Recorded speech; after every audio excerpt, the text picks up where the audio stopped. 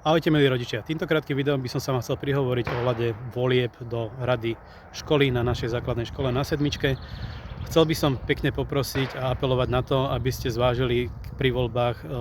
to, či ten daný kandidát, ktorého vyberáte, je napríklad členom ZRPŠ, pretože títo členovia ZRPŠ sa starajú o to, aby vaše pripomienky z tried sa dostali k vedeniu školy. Ďalej nejakým spôsobom sa snažia spolupracovať a pomáhať pri rôznych procesoch, ktoré sa týkajú napríklad logistiky, pri nákupe rôznych darčekov pre deti, Mikulášov, Dňu detí,